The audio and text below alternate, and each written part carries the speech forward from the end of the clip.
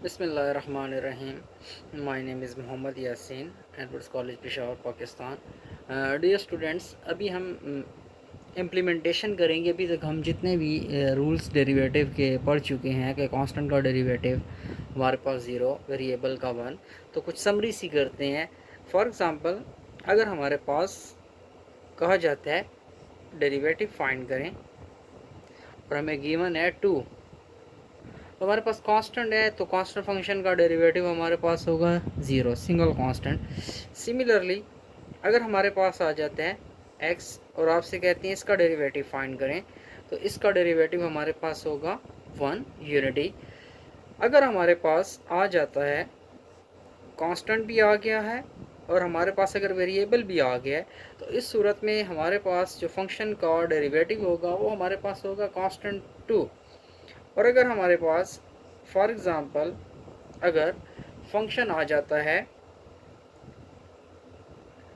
पाई x, तो हम पढ़ चुके हैं कि कोई सा रियल नंबर हमारे पास कांस्टेंट 1 2 3 ये ट्रीट किए जाएंगे कांस्टेंट, तो इस केस में भी हमारे पास आएगा इसका रिज़ल्ट एक्स आएगा. अच्छा, मज़ीद बहुत इम्पॉर्टेंट, अगर हम बात करते हैं कि हमारे पास अगर आ जाता है फाइंड करें डेरिवेटिव एक्स स्क्वायर का, तो अब आपके पास सिंगल वेरिएबल पर जो एक्सपोनेंट है वो हमारे पास 1 नहीं है बल्कि 2 है, तो इस पर हम पावर रूल अप्लाई करेंगे.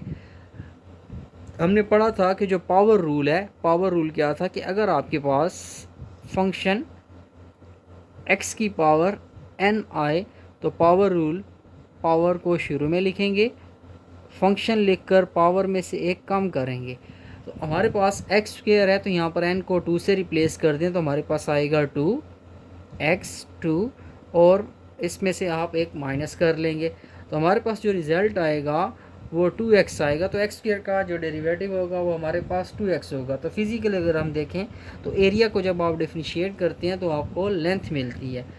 अगर आपको दिया जाता है x⁻³ तो इस केस में आपके पास जो फंक्शन का डेरिवेटिव होगा, फिर पावर को स्टार्ट में लिख लेंगे, n को 3 से रिप्लेस करना है इसी में फार्मूले में.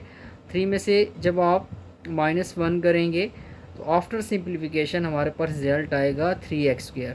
तो फिर एक बात नोट करने की है कि x³ वॉल्यूम को रिप्रेजेंट करते हैं और x² एरिया को, तो वॉल्यूम का जो डेरिवेटिव होता है वो हमारे पास एरिया आता है.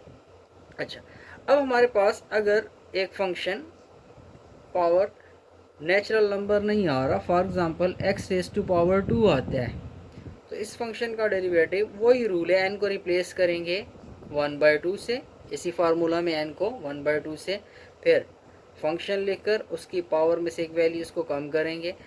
आफ्टर सिंप्लीफिकेशन आपके पास आ जाएगा 1/2 और एलसीएम सिंप्लीफाई करते हैं, 2 1s are -2 + 1, this is equal to -1/2. आप इसको इस अंदाज पे भी लिख सकते हैं. 1/2 नीचे शिफ्ट करते हैं तो ये एक्सपोनेंट नेगेटिव से किस में कन्वर्ट होगा, पॉजिटिव में. तो हमारे पास जो रिज़ल्ट आएगा 1/2√x. तो एक चीज़ नोट करें, जब कभी भी x की पावर 1/2 स्क्वायर रूट का डेरिवेटिव आएगा तो वो हमारे पास जो रिज़ल्ट होगा वो हमारे पास आएगा 1/2√x. This is all about the summary of the constant function derivative, single variable with multiple constant, and if there is any function variable x but power is not 1, power is 1/2 and any fraction, so we have this idea. Thank you very much. To be continued.